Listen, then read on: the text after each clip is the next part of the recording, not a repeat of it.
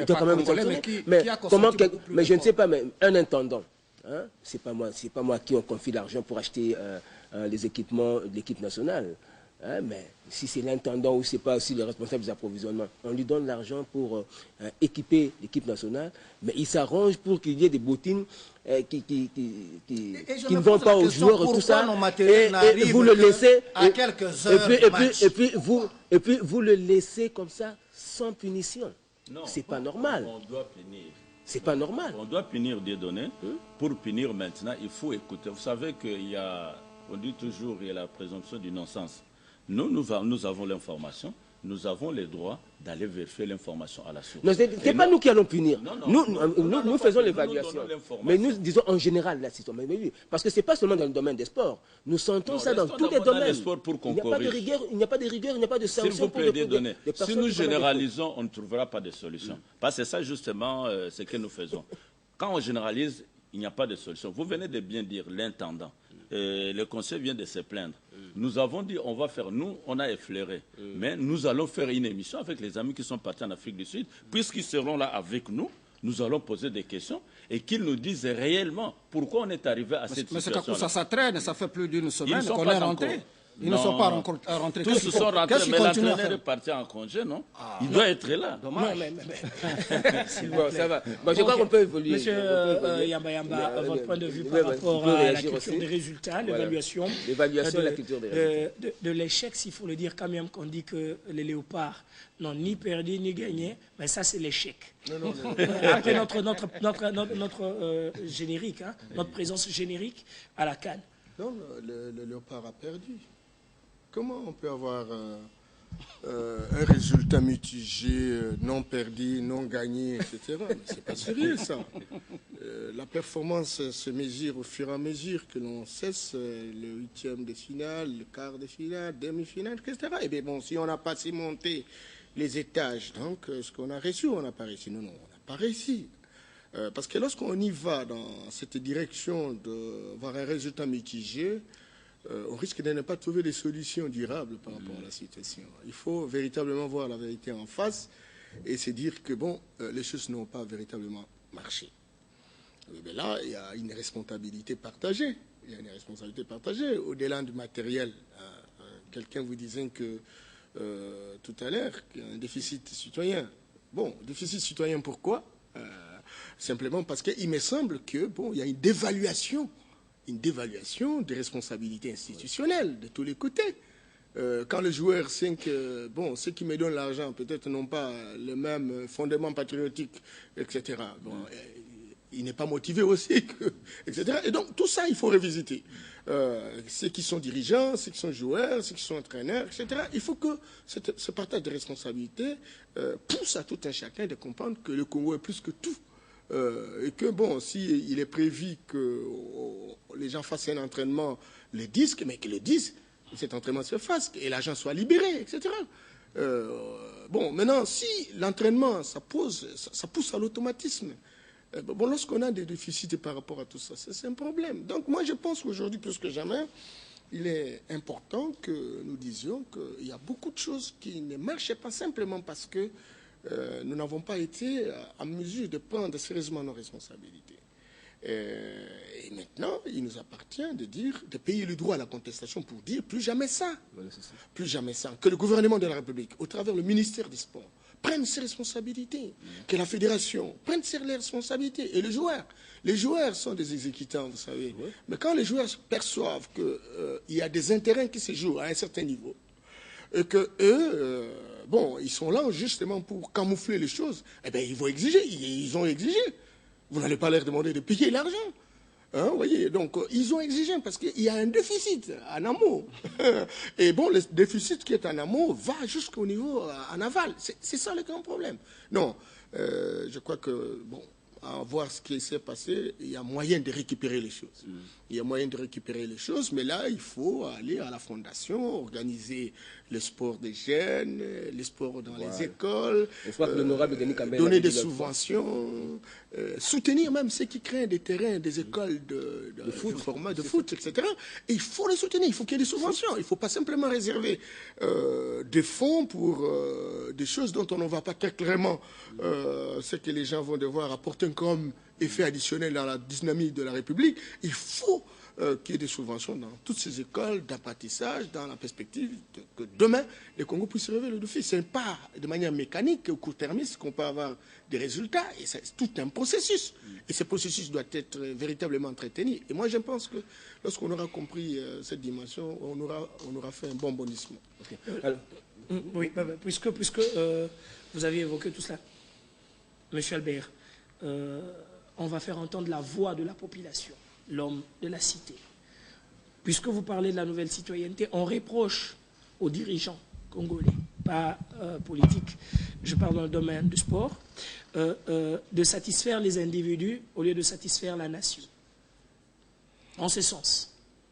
Oui, bon. On reproche même à l'entraîneur, Claude Leroy, d'avoir tenté de placer l'ossature Mazembe en lieu et place de chaque citoyen congolais qui pouvait apporter un petit plus pour que la nation puisse retrouver son honneur d'antan. Non, n'entrons pas dans cette analyse un peu de fraction, parce qu'il y a un glissement qui risque de diviser les Congolais. Voilà, Donc, que nous ne parlions pas de Mazembe, de ceci, de cela. Voyons les Congolais qu'on a classés. S'il y a des déficits au niveau de certains professionnels qui affichent déjà les signes de vieillissement, ça, on peut faire une critique et je crois que tout entraîneur doit prendre en considération des critiques qui lui sont faites. C'est à ce niveau-là, mais il y a des spécialistes, ce n'est pas donné à tout le monde de dire que non, c'est tel qui devrait être classé là, c'est tel parce que la vision de nous téléspectateurs est tout à fait différente de professionnels. Alors, je crois sincèrement que nous pouvons prendre de leçons à partir d'autres équipes. La Burkina Faso que nous avons écrasée hier, vous voyez comment ils sont en train de monter. Cap-Vert, vous voyez comment ils sont en train de monter. Ce qui est mauvais, c'est qu'il se constitue une logique de clics, de combinats. Okay. Vous voyez, c'est cela qui est mauvais. Quand on parle d'achat de mauvais matériel, c'est parce qu'il y a logique de combinats. Quand on parle, par exemple, de l'argent qui n'arrive pas, c'est une logique de combinats. Voilà. Prenons un peu l'entraîneur, parce que quelquefois l'entraîneur fait le frais de toutes nos pressions, nos divergences, que nous faisons porter sur l'entraîneur, dont on ne laisse pas le main libre pour travailler comme technicien. Vous voyez?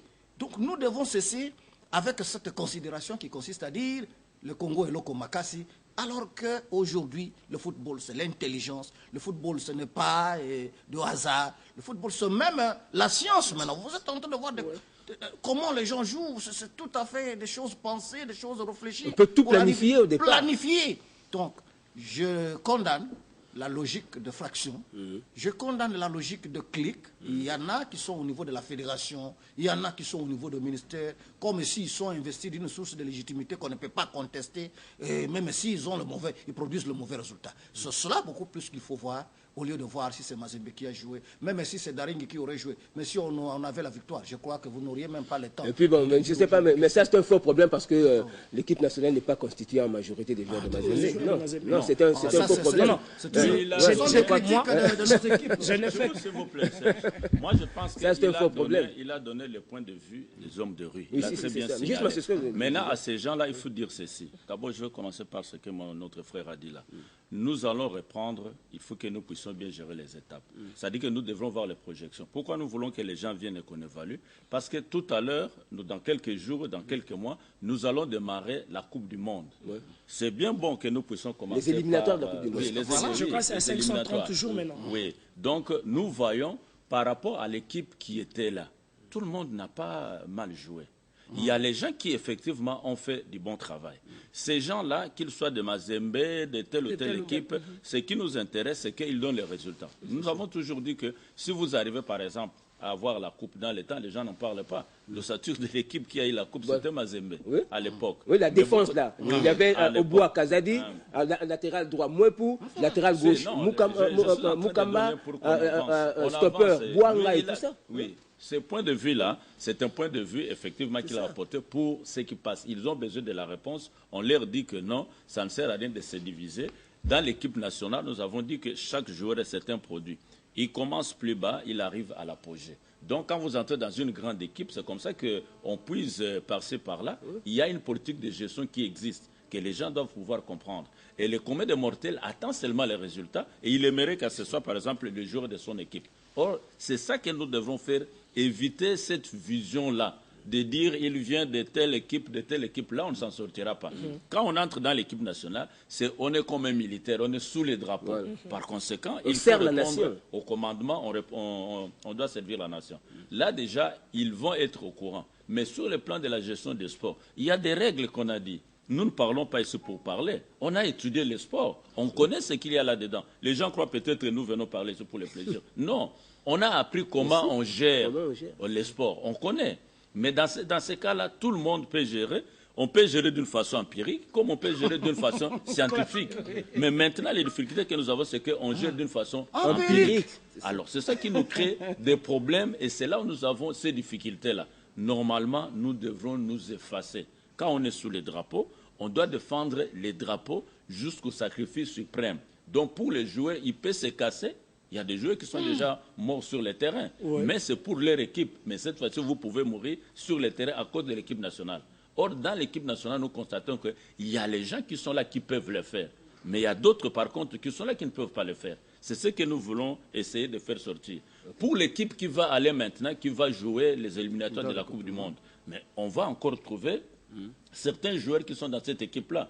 Mais il faut prendre ceux qui sont là, qui manifestent les désirs, qui acceptent de jouer. Ils sont compétents. Oui, on peut solliciter un joueur, il le refuse. Mais quand vous insistez, il vient. Il ne vous donnera pas un bon résultat. Un joueur qu'on sollicite qui accepte, à ce moment-là, on a des directives à lui donner. Mais s'il n'accepte pas que vous le forciez qu'il vienne, il va jouer sous réserve. Parce que là où il est, il touche beaucoup plus d'argent que quand vous allez lui donner l'argent ici dans l'équipe nationale. Or, cette fois-ci, on a dit non. On aide tout le monde. Si nous avons parlé de l'argent, parce que tout le temps, l'argent est sorti en retard, on n'a pas pu jouer comme il se doit. Cette question-là n'y est plus. Cet argent-là est sorti. L'argent, c'est un bon maître mais mauvais serviteur. Il faut que nous arrivions, nous, maintenant, à évaluer pour voir les moyens humains, matériels et financiers, l'homme lui-même, les objectifs que nous sommes assignés, comment on les a atteints, et on dit ça au commun des mortels. Alors, nous allons conclure. Juste un mot pour dire lorsqu'on est dans le domaine du football, c'est un domaine qui est aujourd'hui scientifique. Voilà. À la fois scientifique et technique. Et la technique ne se négocie pas. On ne sait pas s'autoproclamer technicien si on n'a pas la science technique nécessaire par rapport à cela. C'est très important. Deuxième chose, je voulais simplement dire qu'il faut toujours traiter les choses avec moins d'émotion. Je sais que l'opinion a toujours tendance à vouloir gagner à tout prix.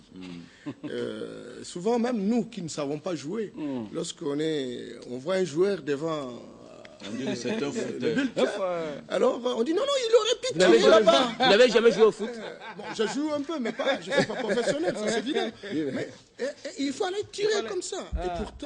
Et pourtant, si lui était là, il ne le ferait pas. Donc moi, je pense que les histoires de la composition de l'équipe, les histoires de conseil technique, ça relève de la compétence des entraîneurs. Et on ne devient pas entraîneur au hasard. On le devient simplement parce qu'on a le profil, on a le background, etc. Et il ne faudrait pas qu'on verse trop dans les émotions.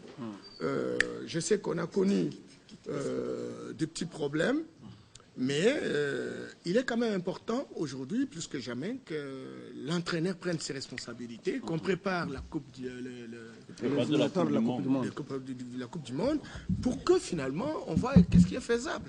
Je sais que chacun est tiqué et chacun devra faire un effort pour affirmer son leadership par rapport à ce qui va venir après.